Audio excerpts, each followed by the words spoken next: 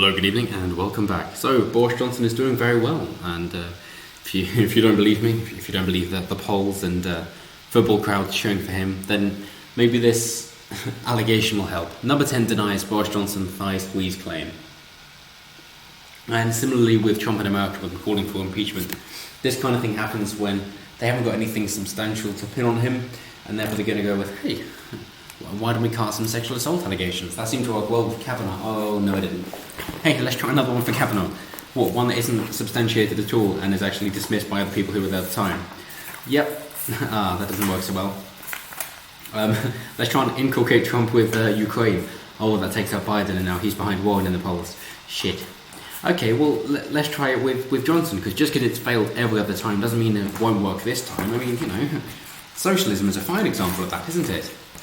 So, let's read on to this specific one. And I don't believe in believable women, so I don't care for dismissing this claim. I believe in evidence and the presumption of innocence, not the presumption of guilt.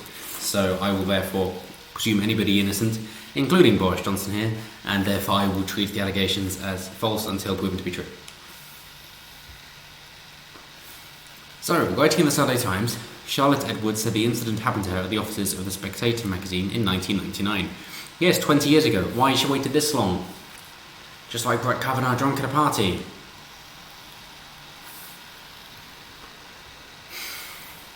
Number 10 spokesman said this allegation is untrue. Awesome, job should be done then, shouldn't it?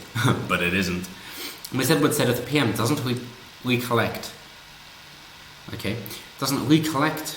the incident, then clearly I have a better memory than he does. Recollect. There we go. If the PM doesn't recollect the incident, then clearly I have a better memory than he does. Or you're lying. In her first column for the Sunday Times, yep, her first, she's going to break the ice with this, published on the eve of the Conservative conference in Manchester. Oh, that's convenient, isn't it? Miss Edwards said she was seated on Mr. Johnson's right. More wine is poured, more wine is drunk. Under the table I feel Johnson's hand on my thigh. He gives it a squeeze. His hand is high at my leg and he has enough inner flesh beneath his fingers to make me sit suddenly upright. Then slap him if that happened. Make a big fuss of it at the time, move away from him. Did you do any of that? No. No, didn't. Did it happen? No, it didn't. Miss Edwards said another woman at the lunch later told her he had done the same to her. Oh yeah, sure, and then everybody stood up and clapped. Mr. Johnson was editor of The Spectator at the time. Like 20 years ago, wasn't brought up at the time or any time since, just this opportune moment. So it's bullshit, is basically what you're saying. And the problem with things like this is that any other allegation is then going to seem less trustworthy or less credible because we know this sort of thing to be bullshit. Earlier in the day, Health Secretary Matt Hancock appeared to play down the claims. Good.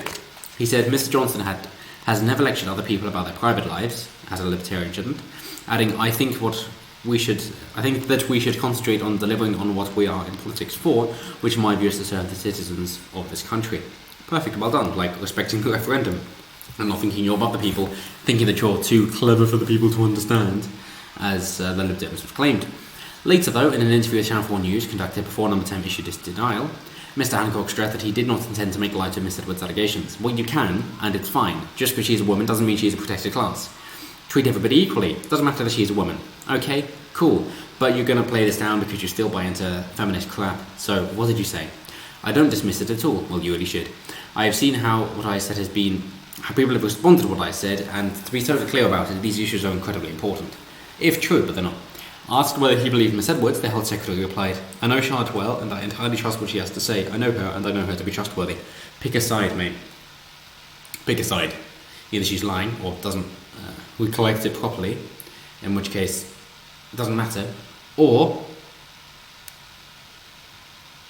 Boris Johnson's in the wrong. Pick a side and stick to it. You can't do both. You can't say, this didn't happen, but Charlotte is definitely trustworthy in telling the truth. So, well, which is it? Pick a side and stick to your guns. Former Cabinet Minister Amber Rudd also gave her support to Miss Edwards. Well, of course she fucking did. But she's already been called a fascist, so who really cares? A socialist, a national socialist, a Nazi. Yes, because they're all the same thing.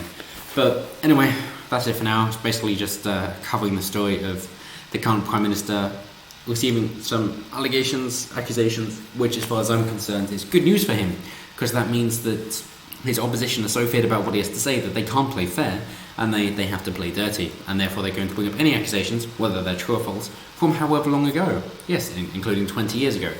good luck remembering anything that happened to you that long ago, especially with such incredible detail that you would remember it as accurately as she's suggesting.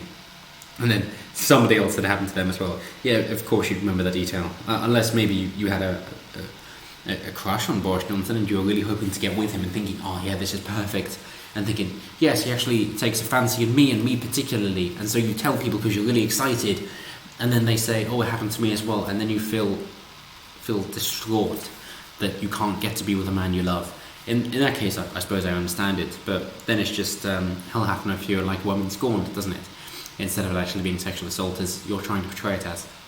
So in any case, this is a nothing burger, but hey, it's one of BBC News' top read, number one at the time I believe, in which case it's worth reporting on, just to let you know that here's what's happening, and also why it doesn't have any credibility whatsoever.